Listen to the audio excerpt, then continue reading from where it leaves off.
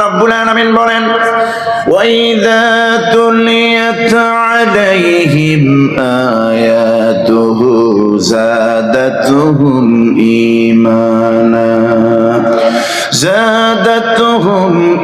ঈমানা ওয়া আলা রাব্বিহিম ইয়াতাওয়াক্কালুন। আল্লাহ রাব্বুল আলামিন বলেন ওয়াইযা তুলিয়াত আলাইহিম আয়াতুহু, যখন নাকি আমি আল্লাহ পাকের এই কিতাব এই কোরআনে কারীম মুমিনরা শুনবে, মুমিনদের সামনে তেলাওয়াত হবে, এই কোরআন থেকে যখন মুমিনরা তাফসীর শুনবে, ব্যাখ্যা শুনবে, মুমিনরা যখন এই কোরআনের ব্যাখ্যা শুনবে, তেলাওয়াত শুনবে, এই কোরআন থেকে শুনলে পরে যখনই শুনবে, যেখান থেকে শুনবে, আল্লাহ পাক বলেন মুমিনদের অবস্থা তো এমন হবে যাদাতুহুম ঈমানা, শুনলেই তাদের ঈমান বৃদ্ধি পেয়ে যাবে, মজবুত হয়ে যাবে। যাদা ইয়াজিদু মানে বেড়ে যাওয়া, ঈমান বেড়ে যাওয়া। আমার বন্ধুগণ, ঈমান বেড়ে যাওয়া মানে হলো এমন মজবুত ঈমান হবে, ঈমানের কুওয়াত এমন ভাবে বেড়ে যাবে, আল্লাহ পাক বলছেন এই বান্দাগুলির ঈমানের অবস্থা এত বেশি শক্তিশালী হয়ে যাবে, বাতিলকে পরোয়া করবে না। এই মোমেন বান্দারা জালিমের রক্তচক্ষুকে ভয় পাবে না। এই মোমেন বান্দাগুলি যে অবস্থায় থাকুক না কেন পৃথিবীতে, আল্লাহ বলছেন ওয়া আলা রাব্বিহিম ইয়াতাওয়াক্কালুন, এই বান্দাগুলি সর্ব অবস্থায় তার রবের দিকে, তাদের রবের দিকে, তাদের রবের উপরই তাওয়াক্কাল করবে। কোন সুবহানাল্লাহ। সুতরাং কোরআন আমরা শুনবো, যতক্ষণ শুনবো সওয়াব দিবেন কে? আমাদের আমলনামা থেকে গুনাহ ঝরতে থাকবে। আসুন আগে তরজমা করি, এরপরে ব্যাখ্যায় যাই। তিনটি আয়াতে কারিমা তেলাওয়াত করেছি, সূরাত হামিম সাজদা 30, 31 এবং 32। এই তিনটি আয়াতের তরজমা ব্যাখ্যা করে আমরা মোনাজাত দেব। আল্লাহ পাক বলছেন ইন্নাল্লাযীনা ক্বালু রাব্বুনাল্লাহ, নিশ্চয়ই যারা বলে, এখানে মুমিনদেরকে লক্ষ্য করে আল্লাহ কথা বলছেন। এই পৃথিবীতে তো মানুষের ক্লাসিফিকেশন রয়েছে, গোটা পৃথিবীতে প্রায় 800 কোটি মানুষ প্লাস, এর মধ্যে তিনটি শ্রেণীতে বিভক্ত সমস্ত মানুষ। নাম্বার 1 মুমিন, নাম্বার 2 কাফির, 3 নম্বরে হলো মুনাফিক। এখানে আল্লাহ পাক শুধুমাত্র মুমিনদেরকে লক্ষ্য করে বলছেন ইন্নাল্লাযীনা ক্বালু রাব্বুনাল্লাহ, নিশ্চয়ই যেই মুমিনরা বলে আল্লাহ আমাদের রব, সুম্মা ইসতাকামু, এই কথা বলার পর এই কথার উপরে ইস্তেকামত থাকে, মজবুত থাকে, অটুট থাকে, অবিচল থাকে। তাতানাজ্জালু আলাইহিমুল মালাইকা, আল্লাহ পাক বলছেন সেই সব গুণ বিশিষ্ট মুমিনদের জন্য সাহায্য নাজিল হয় আল্লাহর পক্ষ থেকে। এমন সব যেই সাহায্য হলো আল্লাহর পক্ষ থেকে রহমতের ফেরেশতা, যেই ফেরেশতারা জমিনে আসে আর এসে মুমিন বান্দাদেরকে অভয়ের বাণী শোনায় আর বলে আল্লাহ তাখাফু ওয়ালা তাহজানু, তোমাদের কোনো ভয় নাই, তোমরা চিন্তিত হয়ো না। ওয়া আবশিরু বিল জান্নাহ, বরং সেই জান্নাতের সুসংবাদ গ্রহণ করো, আল্লাতী কুনতুম তুআদুন, যেই জান্নাতের ওয়াদা আল্লাহ তোমাদেরকে দিয়েছেন। অর্থাৎ ইসলামী আন্দোলন, কোরআনের আন্দোলন, কোরআনের পতাকা হাতে নিয়ে, ইসলামের পতাকা হাতে নিয়ে যদি কেউ সামনে অগ্রসর হতে চায়, পৃথিবীর কোনো বাধা তাকে আটকে রাখতে পারবে না, কারণ মদদ করবেন সরাসরি আল্লাহ রাব্বুল আলামিন। যেই দলের উপরে মদদ হবে আল্লাহ, যেই গোটা জাতিকে, যেই আন্দোলনের নেতা কর্মীদেরকে, শহীদদেরকে, যেই আন্দোলনের কর্মীদেরকে সরাসরি আল্লাহর আসমান থেকে সাহায্যের ওয়াদা দিয়েছেন। আপনারা বলুন, পৃথিবীর কোন প্রেতাত্মা, পৃথিবীর কোন নমরুদ, ফিরআউন, আবু জাহেলের দোসরদেরকে, তারা কি সেই দোসরেরা কোনোদিন সেই জাতিকে, ইসলামী আন্দোলনের নেতাদেরকে দাবাইয়া রাখতে পারবে? বলুন, পারবে? মদদ করবেন কে? আল্লাহ রাব্বুল আলামিন। সেই জন্য আল্লাহ বলছেন যে ফেরেশতারা এসে বলে আল্লাহ তাখাফু ওয়ালা তাহজানু, তোমাদের কোনো ভয় নাই, কোনো চিন্তাও নাই, বরং ওয়া আবশিরু বিল জান্নাহ, সেই জান্নাতের সুসংবাদ গ্রহণ করো যেই জান্নাতের ওয়াদা আল্লাহ তোমাদেরকে দিয়েছেন। এরপর আল্লাহ বলছেন নাহনু আউলিয়াউকুম ফিল হায়াতিদ দুনিয়া, ফেরেশতারা অথবা আমি আল্লাহ তোমাদেরকে শোনাচ্ছি, আমরাই দুনিয়ার জীবনেও তোমাদের বন্ধু, আখিরাতের জীবনেও তোমাদের জন্য বন্ধু। ওয়ালাকুম ফিহা মা তাশতাহি আনফুসুকুম, এমন জান্নাত তোমাদের জন্য আমি রেখে দিয়েছি। আমার জন্য যদি জীবন দাও, আমার জন্য যদি শহীদ হও, আমার বিধান যদি জমিনে কায়েম করো, আমাকে যদি মেনে চলো, এমন জান্নাত তোমাদের জন্য রেখে দিয়েছি, যেই জান্নাতের মধ্যে তোমরা যা চাইবে তাই পাবে। ওয়ালাকুম ফিহা মা তাদউন, একটা হলো চাওয়া আর একটা হলো দাবি করা। যা চাইবে তা তো পাবেই, বরং সেই জান্নাতের ভেতরে তোমরা যা দাবি করবে সমস্ত দাবি আমি আল্লাহ তোমাদের পূরণ করে দেব। নুজুলাম মিন গফুরির রহিম, এটা হচ্ছে রহমান আর রহিম, দয়ালু আল্লাহর পক্ষ থেকে তোমাদের জন্য বিরাট এক মেহমানদারি। কোন সুবহানাল্লাহ। এ হলো আয়াতের তরজমা। এবার আসুন ব্যাখ্যায়। মুমিনদেরকে লক্ষ্য করে বলছেন আল্লাহ রাব্বুল আলামিন বলেন ইন্নাল্লাযীনা ক্বালু রাব্বুনাল্লাহু সুম্মা ইসতাকামু তাতানাজ্জালু আলাইহিমুল মালাইকাতু আল্লা তাখাফু ওয়া লা তাহজান আল্লা তাখাফু ওয়া লা তাহজানু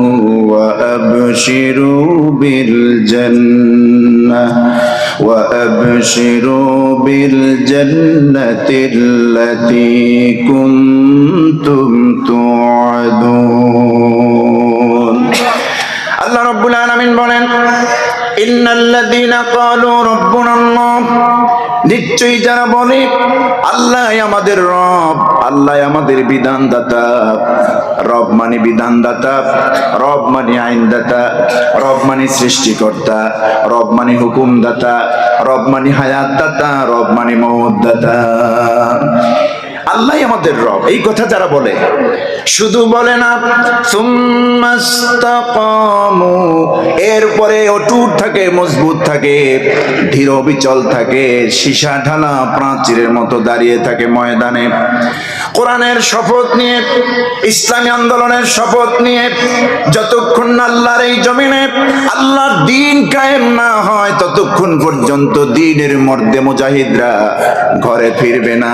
এই তামান্না নিয়ে যেই বান্দাগুলি, যেই মোমেন বান্দাগুলি ময়দানে ধীর থাকে, মজবুত থাকে, আল্লাহ বলছেন কেউ পৃথিবীর কোন শক্তি তোমাদের সঙ্গে থাকুক আর নাই থাকুক, আমি আল্লাহ তোমাদের সঙ্গে আছি। আমি আল্লাহ তোমাদের সঙ্গে আছি। শুধু তোমাদের কেমন ভাবে হেফাজত করব, কিভাবে সাহায্য করব, বান্দা দেখো, দুনিয়ার কোন পরাশক্তির সাহায্য তোমাদের লাগবে না। দুনিয়ার কোন ধরাশক্তিকে তোমরা ভয় পেও না, পরাশক্তিকেও ভয় পাবে না।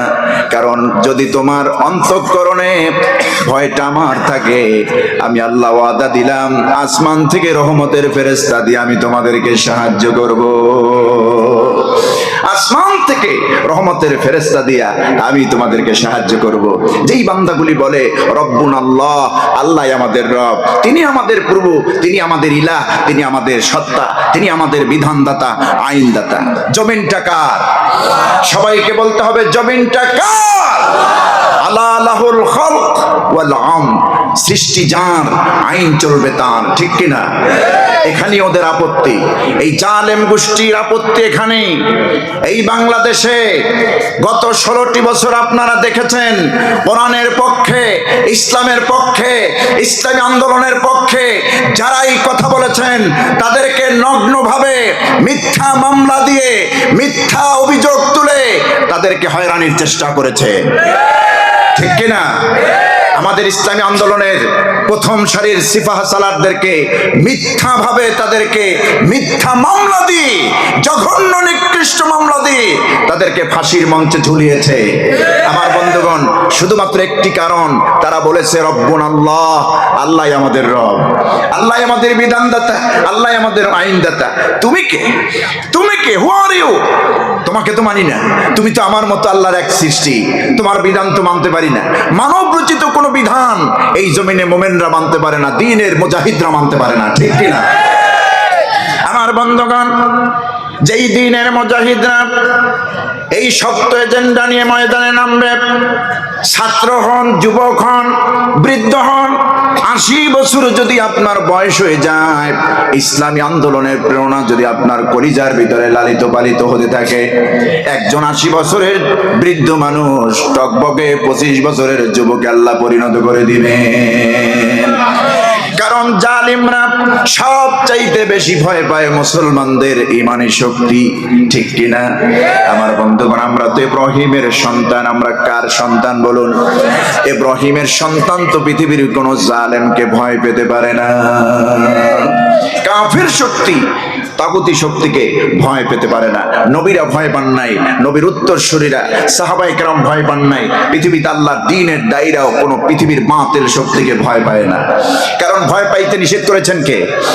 আল্লাহ রাব্বুল আলামিন বলেন, আল্লাহর জমিন যেহেতু আল্লাহর, এই জমিনে আল্লাহর বিধান তোমরা কায়েম করবে। সংখ্যায় কত, দলে কত, লোক কত দেখবে না। যদি তোমরা কম সংখ্যক লোক হও, তারপরেও তোমাদের ঈমান যদি মজবুত হয়, আমি আল্লাহ ওয়াদা দিলাম তোমাদের কোনো ভয় নাই, আমরা তোমার সঙ্গে আছি। আল্লাহ তাখাফু ওয়া লা তাহজানু ওয়া আবশিরু বিল জান্নাতিল্লাতী কুনতুম তুআদুন। তোমাদের কোনো ভয় নাই, চিন্তাও নাই, টেনশনও নাই। সাহায্য করব আমি আল্লাহ পাক তোমাদেরকে। কে করবেন? আল্লাহ রাব্বুল আলামিন। তাতানাজ্জালু আলাইহিমুল মালায়েকা, রহমতের ফেরেশতা দিয়ে আল্লাহ রাব্বুল আলামিন সাহায্য করবেন জমিনের বান্দাদেরকে। আমার বন্ধুগণ, এই পৃথিবী থেকে নবী আমাদের থেকে আল্লাহ উঠিয়ে নিয়েছেন। কিয়ামত পর্যন্ত এই ধরার মাঝে কোনো নবী আসবে না। কিন্তু আল্লাহ পাক দ্বীনের দায়ীদের রাস্তা বন্ধ করেন নাই। আল্লাহ রাব্বুল আলামিন ওয়ারাসাতুল আম্বিয়াদের রাস্তা বন্ধ করেন নাই। হযরত ওমরের উত্তরসূরিদের রাস্তা বন্ধ করেন নাই। আবু জেহেলের উত্তরসূরি যদি এই বাংলায় থাকে, এই বাংলায় অবশ্যই ওমরের উত্তরসূরিও আছে, ঠিক কিনা? তোমরা আবু জেহেলের ভূমিকা পালন করেছো দীর্ঘ 16টি বছর। কোরআনের মাহফিলে বাধা দিয়েছো, আলেম ওলামাদেরকে বেইজ্জত করেছো। ওই কাফের নেতারা যেমন বলতো, অকালাল্লাযীনা কাফারু লা তাসমাউ লিহাদাল কুরআন, তোমরা কোরআন শোনো না, এই কোরআনের আলোচনাকে বন্ধ করো। অলগাউ ফীহি, সেখানে তোমরা ঝগড়া তৈরি করো, সেখানে তোমরা একটা অস্থিতিশীল পরিবেশ তৈরি করো, সেখানে তোমরা বিভেদ সৃষ্টি করো, তাহলে লাআল্লাকুম তাগলিবুন, তোমরা সফল কাম হয়ে যেতে পারবে। ওরা আমাদের মঞ্চে উঠে আলেম ওলামাদেরকে বেইজ্জত করেছে কোরআনের কথা বলার কারণে, মাইক ছিনিয়ে নিয়েছে কোরআনের কথা বলার কারণে। এই বীর চট্টলায় কোরআনের পাখি আল্লামা শহীদ দেলাওয়ার হোসেন সাইদি, যার নাম সারা পৃথিবী আজকে চেনে, শুধু বাংলাদেশ নয়, গোটা পৃথিবীর 200 কোটি মুসলমানের কলিজার টুকরা। এই চট্টগ্রামে তিনি ঘোষণা দিয়েছিলেন, এই বীর চট্টলা থেকে বাংলাদেশের স্বাধীনতার ঘোষণা যেমন এসেছে, ইসলামী রাষ্ট্রের ঘোষণা ওই চট্টগ্রাম থেকে আসবে। আপনাকে সেই প্রস্তুতি আছে ইনশাআল্লাহ? সাতকানিয়া লোহাগড়ার ভাইরা, আপনাদেরকে আমরা উৎসাহ দিতে চাই। যেখান থেকে ইসলামের ঘাঁটি, ইসলামী আন্দোলনের ঘাঁটি, এই লোহাগড়া, সাতকানিয়া, চট্টগ্রাম, কোরআনের পাখি হুঙ্কার দিয়ে বলেছিলেন, এই সাতকানিয়া, লোহাগড়া, বীর চট্টলা, সীতাকুণ্ড, মেরের সারাই, এই চট্টগ্রামের মাটি থেকে ইসলামী আন্দোলনের জাগরণ উঠেছে। এখান থেকে ইসলামী আন্দোলনের সুফল পাওয়া যাবে, ইসলামী রাষ্ট্রের ঘোষণা এখান থেকে আসবে। আপনারা কি সেটা কামনা করেন? কারা কারা কামনা করেন একটু হাত উঁচু করে আল্লাহকে দেখায় দেন।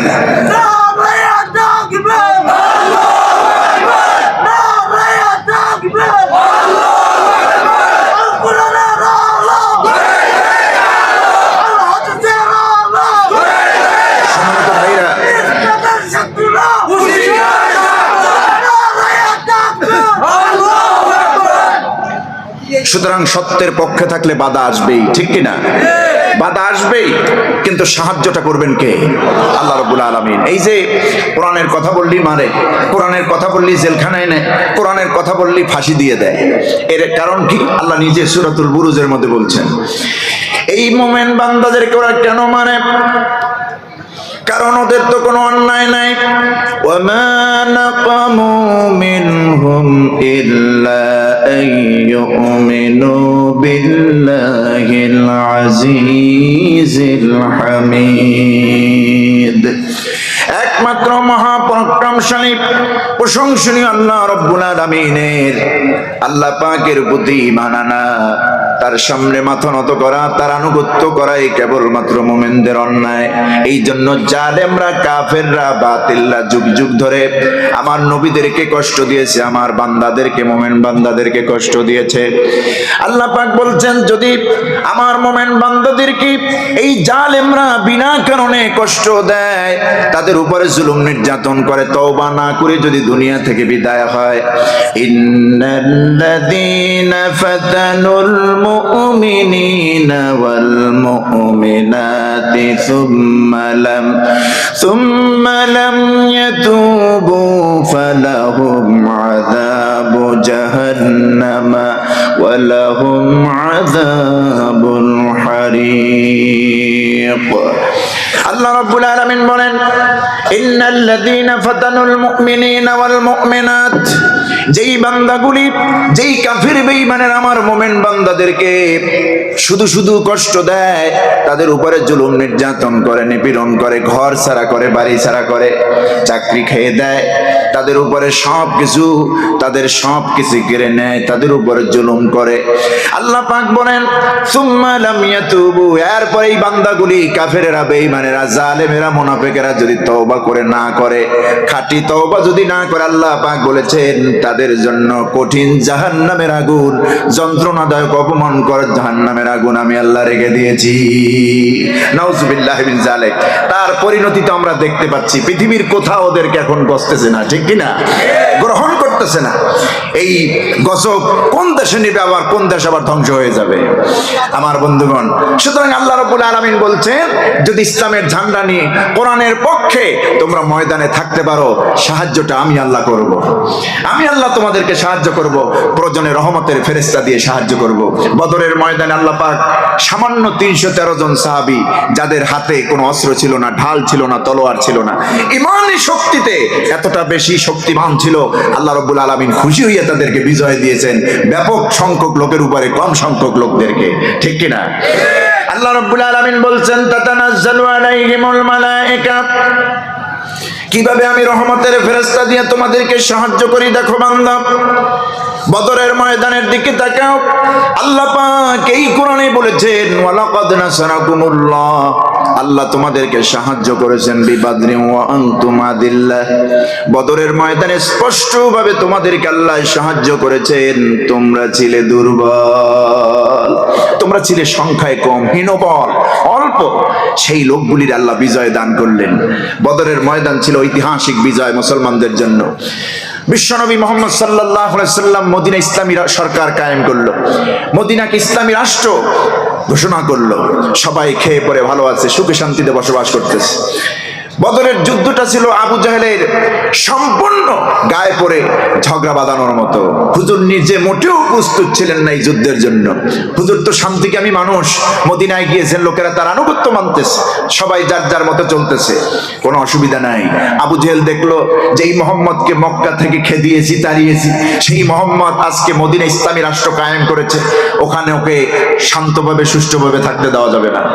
আবু জেহেল মক্কার অলিতে গলিতে কাফের কুরাইশদের ঘরে গিয়ে বলছে, তোমরা কি খবর নিয়েছো আব্দুল্লাহর পুত্র মোহাম্মদ, ইসলামের নবী মোহাম্মদকে আমরা এই মক্কা থেকে তাড়িয়েছি, রাতের আধারে সে চলে গিয়েছে, আজকে দেখো সেই মক্কা থেকে যে মদিনা ইসলামী রাষ্ট্র কায়েম করেছে, যেই মোহাম্মদ মদিনা ইসলামী রাষ্ট্র কায়েম করেছে, তোমরা আমার সঙ্গে যদি না যাও, মোহাম্মদের বিরুদ্ধে যদি আমরা যুদ্ধ না করি, ওই মোহাম্মদ এই মক্কায় ব্যাক করে আসবে, চলে আসবে, মদিনার মতোই মক্কা দখল করবে, তোমাদের ঘর বাড়ি উচ্ছেদ করবে, তোমাদের বাক স্বাধীনতা থাকবে না, এই কাবা ঘর দখল করবে, ব্যবসা বাণিজ্য, তোমাদের স্থাপনা সবকিছু দখল করবে। এটা কি চাও না? চলো আমরা মোহাম্মদের বিরুদ্ধে বদরের প্রান্তরে যুদ্ধে লিপ্ত হই। মক্কার সাধারণ কুরাইশরা চিন্তা করলো, আবু জাহল তো ঠিকই বলেছে, যেই মোহাম্মদ কি এই মক্কা থেকে আমরা তাড়িয়েছি, মোহাম্মদ এই মক্কায় থাকতে পারে নাই, রাতের আধারে চলে গিয়েছে মদিনায়।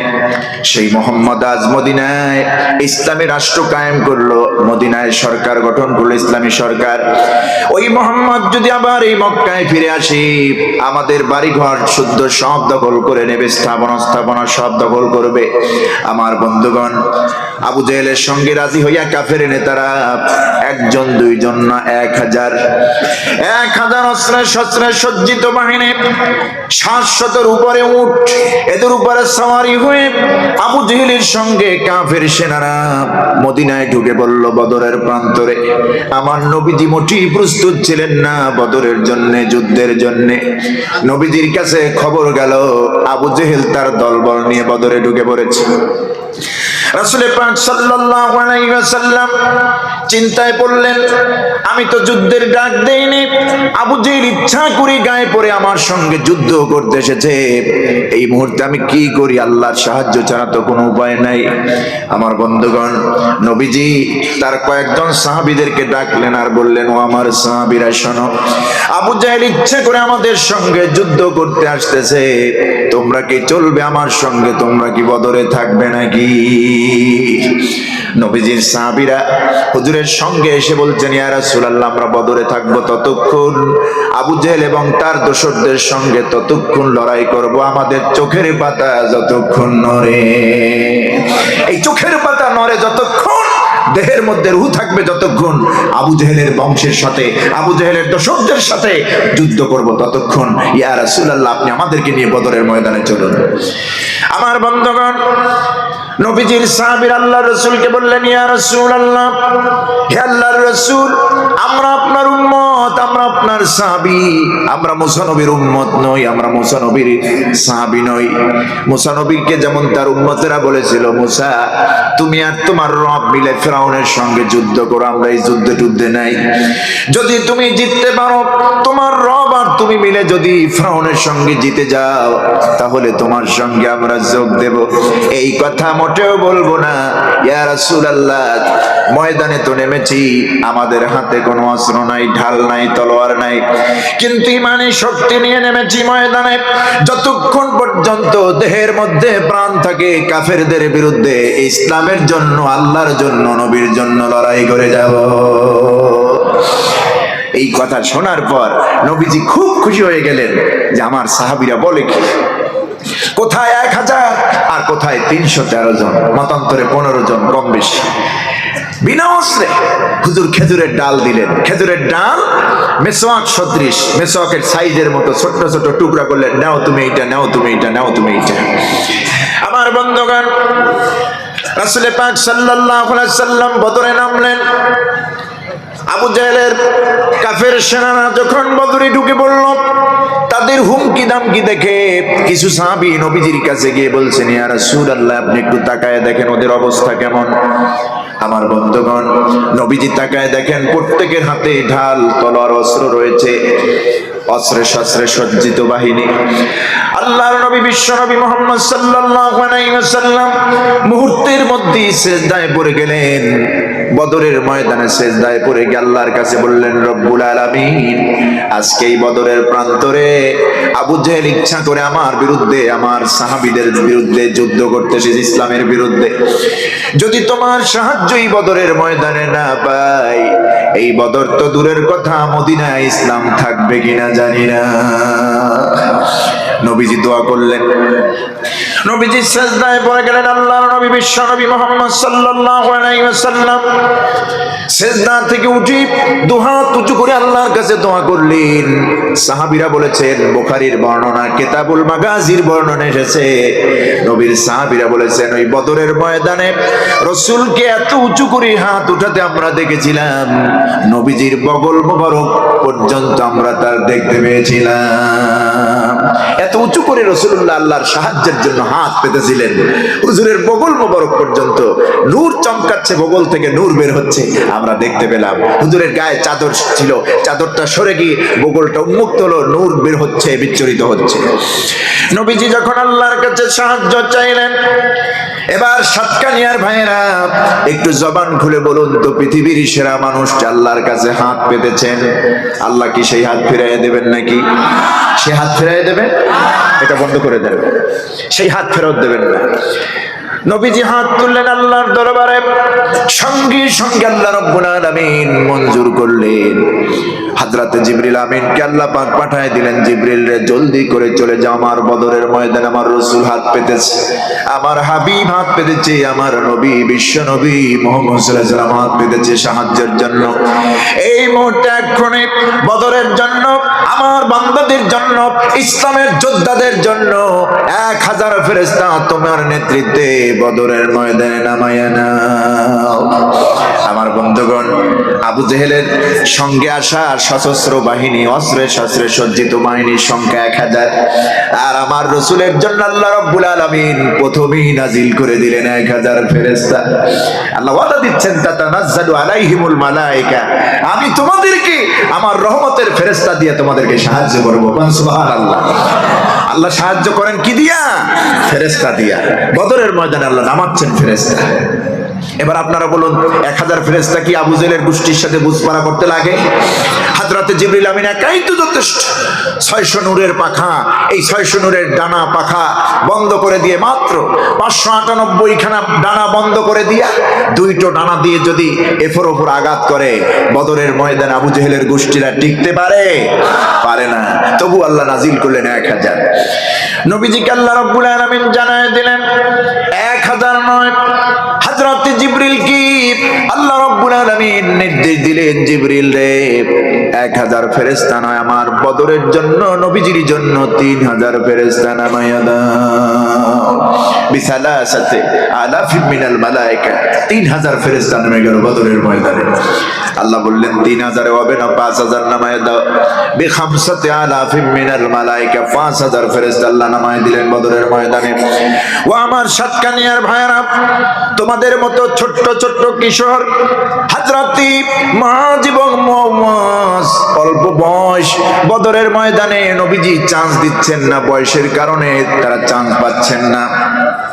2 জন কিশোর সাহাবী আজকে বাংলাদেশে দেখুন, সবচাইতে ইসলামের পক্ষে যখন কোন হুঙ্কার দেওয়া লাগে, ইসলামের পক্ষে, কোরআনের পক্ষে, আল্লাহর দ্বীনের পক্ষে, একটা মাত্র সংগঠন বাংলাদেশে যারা জীবন দেয়, রক্ত দেয়, টাকা দেয়, পয়সা দেয়, তাদের সংগঠনটা হলো আমাদের কলিজার টুকরা শিবিরের সন্তানেরা।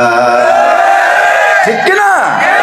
আমরা যখন মাহফিলে যাই উত্তর অঞ্চলে, ম্যাক্সিমাম মাহফিলে আমাদের সঙ্গে দেখা করতে আসে, এবং আমাদের তো মাসিক একটা এনাদ থাকে, দেওয়া দিয়েই থাকে আলহামদুলিল্লাহ। ওরা আসে, হুজুর এই কিনবো, সেই কিনবো, এই অনুষ্ঠান আছে। ওদের দেখলে কলিজা জুড়াইয়া যায়, চক্ষু শীতল হয়ে যায়। ওদের সঙ্গে আমার কোনো বাপ বেটার সম্পর্ক নাই।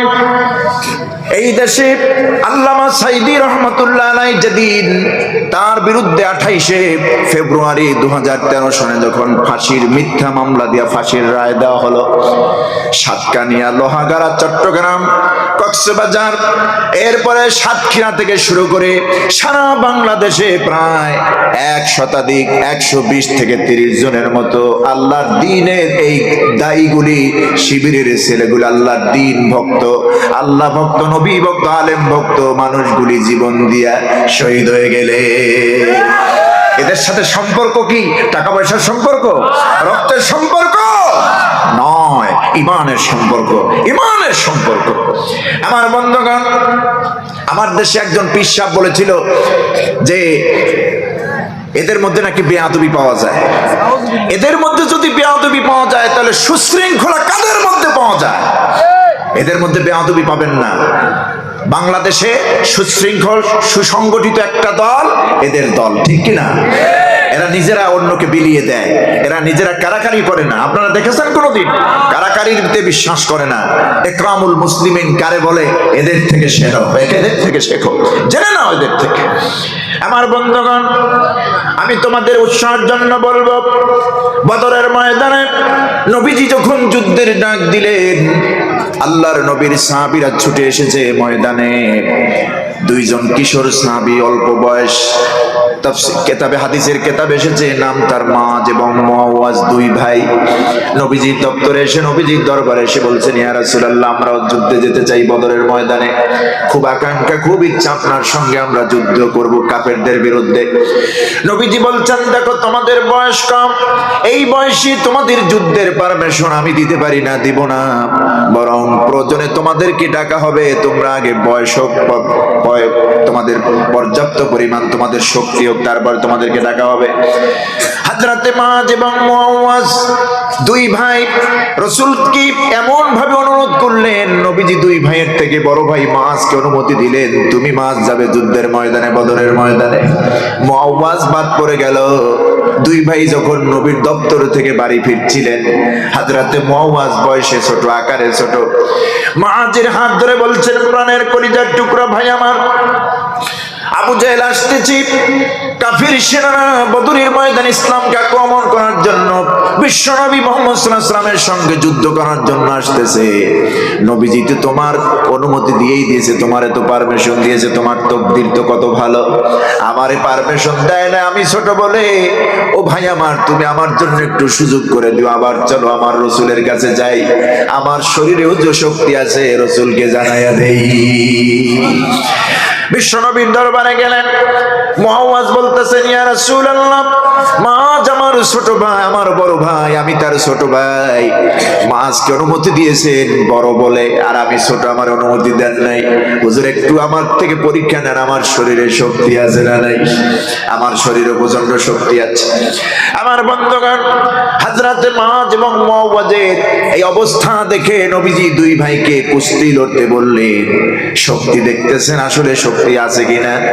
নবীজি আসলে দেখতেছেন তাদের মনের স্পৃহা, ভিতরের অবস্থাটা। হযরতে মাজ রাদিয়াল্লাহু তাআলা আনহু মুআওয়াজকে ধরলেন, শক্তি লড়তেছেন। মুআওয়াজ তো ছোট ভাই, মাজ তো বড় ভাই, মুআওয়াজ তো ছোট ভাই, কোন দিক থেকে পারবে না। শক্তিতে, আকারে কোনো দিক থেকে পারার কথা নয়। শক্তি লড়তেছে। হযরতে মুআওয়াজ নিচে পড়ে গেছে, মাজ উপরে। হযরতে মুআওয়াজ নিচে বসে ভাইয়ের কানে কানে বলতেছে, ভাই তুমি তো আমার বড়, বয়সে বড়, আকারে বড়, শক্তিতে বড়, কোন দিক দিয়ে তোমার সাথে আমি সারাদিন নড়লেও পারবো না। কিন্তু আল্লাহর কসম, তোমার পারমিশন তো হয়ে গেছে, বদরে তো তুমি পারমিশন পেয়ে গেছো। আমার একটু সুযোগ করে দিও রাসূলুল্লাহর সাথে থেকে, যেন আমি কাফেরদের বিরুদ্ধে যুদ্ধ করতে পারি। আমার বন্ধুগণ, হযরতে মাজ ছোট ভাইকে সুপারিশের জন্য আবার কুস্তি লড়লেন। এভাবে করতে দেখলেন নবীজি হযরতে মুআজকে এই অবস্থা দেখে দুই ভাই কি পারমিশন দিলেন, যাও তোমরা দুইজনে যুদ্ধে লড়ো গিয়া। হযরতে মুআজ এবং মুআওয়াজ পারমিশন পাইয়া দৌড় দিলেন বদরের ময়দানে। বদরের ময়দানে যুদ্ধ চলতেছে কাফেরদের সঙ্গে নবীর সাহাবীদের। আমার বন্ধুগণ, হাদিস শরীফের ভিতরে এসেছে নবীজি যে সমস্ত সাহাবীদের হাতে খেজুরের ডাল ছোট্ট ছোট্ট টুকরা করে করে মেসওয়াকের সদৃশ এত সাইজ, এতটুকুন সাইজের যতটুকুন ডাল যার যার হাতে দিয়েছেন, ওই ডাল দিয়া আক্রমণ করতেছে কাফেরদের ঘাড়ের উপরে, মাথার উপরে। যেখানে আঘাত করতেছে আল্লাহ রাব্বুল আলামিন সেখান থেকে তাকে নিপাত দিয়ে দিচ্ছে। এই অবস্থা চলতেছিল, যুদ্ধ চলতেছিল। নবীজির সাহাবী হযরতে মুআজ এবং মুআওয়াজ বদরের ময়দানে নামলেন। তার চাচা, আপন চাচা আব্দুর রহমান ইবনে আউফ রাদিয়াল্লাহু তাআলা আনহু, আশরায়ে মুবাশশিরার 10 জনের একজন সাহাবী হযরতে আব্দুর রহমান ইবনে আউফ, তার কাছে গিয়ে বলছেন, চাচা বড় কষ্ট করে রাসূলুল্লাহর থেকে আমরা অনুমতি নিয়ে আসছি বদরে। আমাদের বড় আকাঙ্ক্ষা,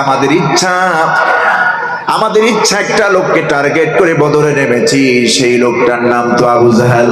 আমাদের একটু দেখায়া দেন ওই আবু জাহেল কই, ওরে টার্গেট করে আমরা ময়দানে নেমেছি। আমার বন্ধুগণ, হযরত আব্দুর রহমান ইবনে আউফ দেখলেন দুটি সন্তান দুটি কিশোর বাচ্চা মানুষ ইসলামের জন্য, আল্লাহর দ্বীন জমিনে কায়েমের জন্য, রাসূলের ভালোবাসার জন্য, হুব্বে রাসূল, হুব্বুল্লাহ, হুব্বে কোরআন, হুব্বে ইসলামের জন্য কি ভালোবাসা, কি ভালোবাসায় মেতেছে দুটো কিশোর, মাজ এবং মুআওয়াজ। হযরত আব্দুর রহমান ইবনে আওফ আঙ্গুলের ইশারা দিয়ে দেখায় দিলেন, ওই যে লোকটা বাবরিওয়ালা, ঘাড় মোটা বাবরিওয়ালা, ওইটার নাম আবু জাহাল। শুধুমাত্র দেখানোতে দেরি, হযরতে মাজ এবং মুআওয়াজ চিৎকার মেরে তরবারি নিয়ে আল্লাহু আকবার বলে দৌড় দিতে দেরি করে নাই। মুহূর্তের মধ্যে গিয়া তরবারি দিয়া এলোপাতারি আঘাত শুরু করে দিলেন মাজ এবং মুআওয়াজ। আমার বন্ধুগণ, কাফের সেনারা দেখতেছে তাদের আবু জেহেল তাদের নেতারে তো শেষ করে দেবে। চতুর্দিক থেকে ঘেরাও করে ফেলল আবু জেহেলের সেনারা আবু জেহেলকে, যাতে করে হযরত মাজ এবং মুআওয়াজের প্রতিটি আঘাত জাদু করে ফিরায় দিতে পারে, আবু জেহেলের গায়ে যেন না লাগে। আমার বন্ধুগণ, হযরতে মাজকে এমন একটা আঘাত করেছে, কাফের কর্তৃক আঘাত, হযরতে মাজের হাতের অংশটা ঝুলে গিয়েছে সামান্য চামড়া লেগে। হযরতে মাজ চিন্তা করলেন, আমি এখন যুদ্ধ করতে পারবো না, কারণ আমার এই বিধ্বস্ত হাত, আমার কেটে যাওয়া হাত চামড়া দিয়ে ঝুলে থাকবে, ডিস্টার্ব করবে, আমার উদ্দেশ্য হাসিল হবে না, আমার সাকসেস হবে না, আমার সাকসেস হবে না, উদ্দেশ্য এটা হতে পারে না। হযরতে মাজ বাম হাতখানা পায়ের নিচের কেমন জোরে টান দিয়েছেন, ছিঁড়ে জমিনে ফেলে দিয়েছেন। আল্লাহর ওই বান্দা আবু জেহেলের উপরে এক আঘাত করে দেহ থেকে মাথা আলাদা করে জাহান্নামের ঠিকানায় পৌঁছে দিয়েছে। ও আমার সাতকানিয়ার ভাইয়েরা, কলিজার টুকরার শিবিরের ভাইয়েরা, তোমাদের মতো এমন যুবকী, এমন কিশোরী বদরের ময়দানে ইসলামের সবচাইতে বড় বিজয়, বদরের বিজয়, ইসলামের বড় দুশমন আবু জেহেলের দুনিয়া থেকে বিদায় করে দিয়েছে।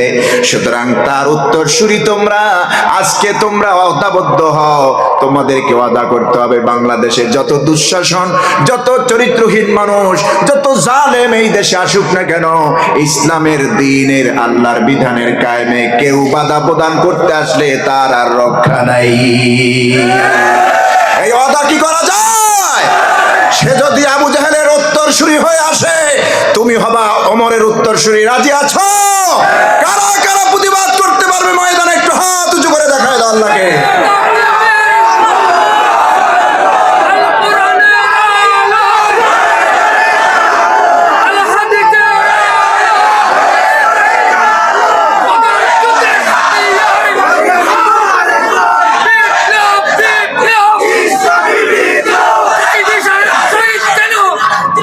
সম্মানিত ভাইরা, জবাব দিতে পারবে না, পলাইছে তো, জবাব দিবে কেমনে?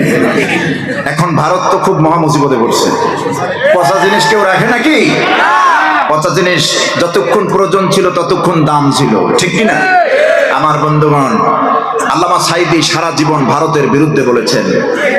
আল্লামা সাঈদী সারা জীবন, আমরা তখন মনে হয় জন্ম নেই নাই যখন থেকে তিনি ভারতের বিরুদ্ধে বলছেন। এখন দেখি কেন ভারতের বিরুদ্ধে বলতেছেন তিনি, কেন বললেন সারা জীবন?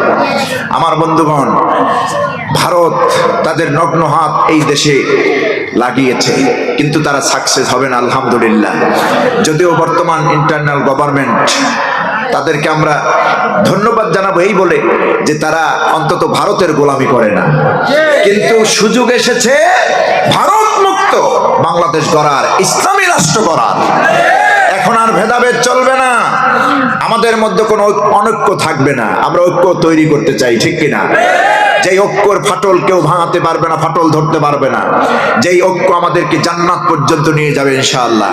আগামীর রাষ্ট্র যদি ইসলামের রাষ্ট্র হয়, আগামীর দেশ যদি ইসলামের হয়, কোরআনটা যদি জায়গা মতো যেতে পারে, তাহলে আমাদের শহীদরা যারা চলে গিয়েছেন দুনিয়া থেকে, তাদের কলিজা ভরবে, জান্নাতে তারা সুখ পাবেন, জান্নাতে তাদের অবস্থা ভালো হবে, জান্নাতে তাদেরকে আল্লাহ পাক মেসেজ দিয়ে দিবেন, তোমার উত্তরসূরিরা বাংলাদেশ ইসলামী রাষ্ট্র কায়েম করেছে, ঠিক কিনা?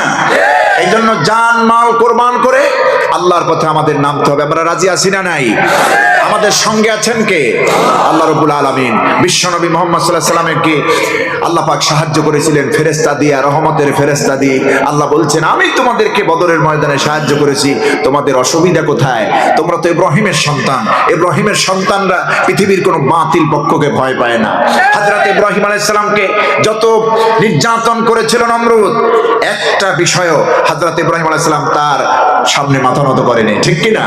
বলেছিল আমি তো তোমার রব, আমি তো তোমার খোদা। হযরত ইব্রাহিম বলেছিলেন তুমি কিসের খোদা, তুমি তো হুদা। রব্বি আল্লাযী ইউহয়ী ওয়া ইউমীত, আমার রব তো তিনি যিনি আমাকে হায়াত দেন, যিনি আমাকে মওত দিবেন, ঠিক কি না? সাথে সাথে জেলখানা থেকে দুইজন কয়েদিকে আনা হলো, একজনকে মেরে ফেলা হলো আর একজনকে ছেড়ে দিল।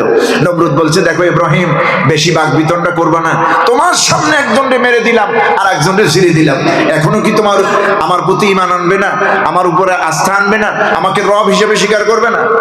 হযরত ইব্রাহিম আলাইহিস সালাম বলেছিলেন ইন্নী ওয়াজ্জাহতু ওয়াজহিয়া লিল্লাযী ফাতারাস সামাওয়াতি ওয়াল আরদা হানিফা ওয়া মা আনা মিনাল মুশরিকিন।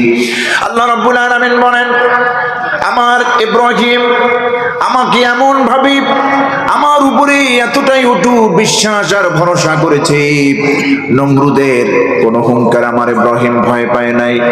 আল্লাহ রাব্বুল আলামিনের পয়গম্বর বলছে আমার ইব্রাহিম নমরুদকে, তার জাতিকে, তার গোষ্ঠীকে জানায় দিয়েছে ইন্নী ওয়াজ্জাহতু ওয়াজহিয়া লিল্লাযী ফাতারাস সামাওয়াতি ওয়াল আরদ, নিঃসন্দেহে আমি আমার মুখমণ্ডল, আমি আমার চেহারাকে ঘুরায় দিলাম ওই সত্তার দিকে যিনি আসমান আর জমিন, যেই আল্লাহ রাব্বুল আলামিন সৃষ্টি করেছেন। ফাতারাস সামাওয়াতি ওয়াল আরদ, যিনি আসমান এবং জমিন সৃষ্টি করলেন সেই রবের দিকে। ওমা আনা মিনাল মুশরিকিন, আর আমি তোমাদের মতো মুশরিক নই, মুশরিকদের অন্তর্ভুক্ত নই। কান সুবহানাল্লাহ।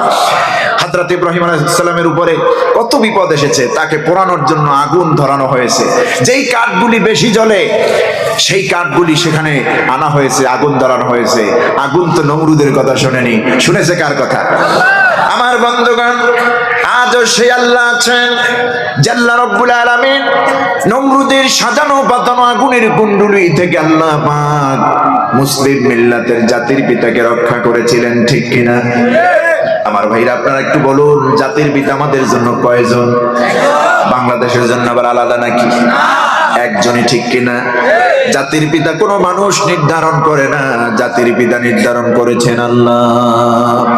মিল্লাতা বিকুম ইব্রাহিম ওয়া সাম্মাকুমুল মুসলিমিন, তোমাদের জাতির পিতা ইব্রাহিম আলাইহিস সালাম, যিনি তোমাদের নাম রেখেছেন, তোমাদেরকে সংজ্ঞায়িত করেছেন, তোমাদের অ্যাড্রেস করেছেন, তোমরা মুসলমান। সুবহানাল্লাহ। আমরা যে মুসলমান এর অ্যাড্রেস পেলাম হযরত ইব্রাহিম আলাইহিস সালামের মাধ্যমে, আল্লাহর পক্ষ থেকে। কোন সুবহানাল্লাহ। কি জুলুম তার উপরে করা হয়েছে! হযরত ইব্রাহিমকে পোড়ানোর জন্য ফেলে দেওয়া হয়েছে, শুধুমাত্র আল্লাহর সামনে মাথা নত করেছেন। মানুষের তৈরি করা কোনো বিধানকে তিনি পরোয়া করেন নাই, জালেমদেরকে ভয় পান নাই। ইব্রাহিম আলাইহিস সালামকে নমরুদ যেভাবে আগুন দিয়ে পোড়ানোর চেষ্টা করেছে, আল্লাহ রাব্বুল আলামিন কি সাহায্য ইব্রাহিমকে করেছেন! শুধুমাত্র আগুনের উপরে নির্দেশ জারি হয়েছে, জিবরিলকে আল্লাহ পাঠান নাই, সাহায্য নিয়ে জিবরিলকেও পাঠান নাই, সরাসরি আগুনের উপর নির্দেশ করলেন আল্লাহ রাব্বুল আলামিন। আগুনের উপর নির্দেশ আসলো, আগুন রে তোমারে জ্বালায়েছে নমরুদ, কিন্তু আমার নির্দেশ হলো কুলনা ইয়া নারু কুনি বারদাও ওয়া সালামান আলা ইব্রাহিম। আল্লাহ পাক বলছেন আমরা আগুনকে নির্দেশ করলাম, আমি আগুনকে বললাম ইয়া নারু কুনি বারদা, হে আগুন তুমি ঠান্ডা হয়ে যাও। এখন আগুনকে যদি বারদা বলেই আল্লাহ থামতেন, তাহলে আগুন তো বরফ হয়ে যেত। আগুন তো বরফ হয়ে যেত, বরফের মধ্যে তো পয়গম্বর সুন্দরভাবে থাকতে পারতেন না, আরাম পেতেন না। আল্লাহ পাক শুধুমাত্র বারদান শব্দটি ব্যবহার করলেন না, আল্লাহ রাব্বুল আলামিন মাউসুফ সিফাত ব্যবহার করেছেন বারদাও ওয়া সালামান। শুধু বরফ হলে চলবে না, আগুন আমার ইব্রাহিমের জন্য তুমি ঠান্ডা শীতল আরামদায়ক হয়ে যাও।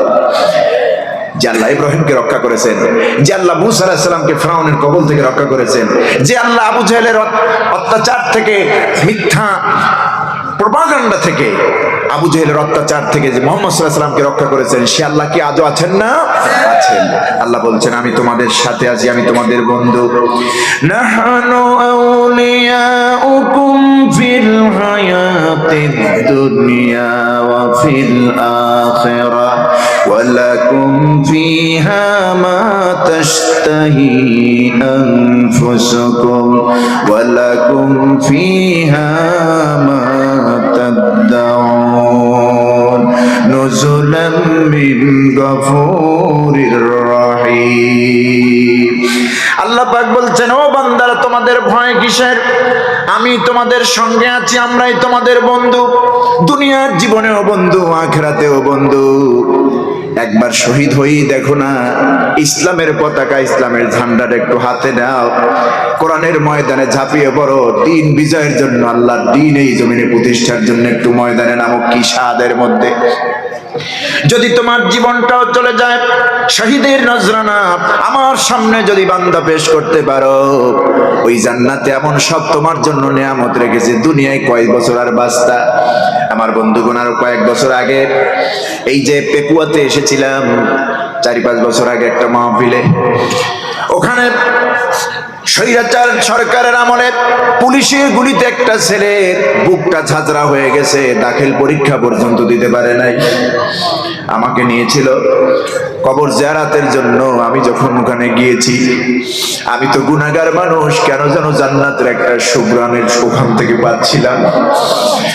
যেই মায়ের সন্তানকে ভাবে গুলি করে হত্যা করা হয়েছে, দেখুন ওই মা স্বাভাবিকভাবে ভেঙে পড়ে নাই, বরং মায়ের মন থেকে, মায়ের বুক থেকে, মায়ের মুখ থেকে এমন জজবাওয়ালা কথা, ইসলামী স্পিডের কথা সাধারণ কোনো মায়ের মুখ থেকে এইভাবে বের হয় না। আমার বন্ধুগণ, আমি সেখানে কবর জিয়ারাত করলাম, দোয়া করলাম, আর চিন্তা করলাম তোমার জীবনটা কত ধন্য, কারণ তোমাকে তো আল্লাহ মৃত্যু বলতে নিষেধ করেছেন, তুমি তো আল্লাহর জন্য মেহমান হয়ে গেলা। আল্লাহর দ্বীনের জন্য, আল্লাহর কোরআনের জন্য, ইসলামের জন্য যারা শহীদ হন, যারা জীবন দেন,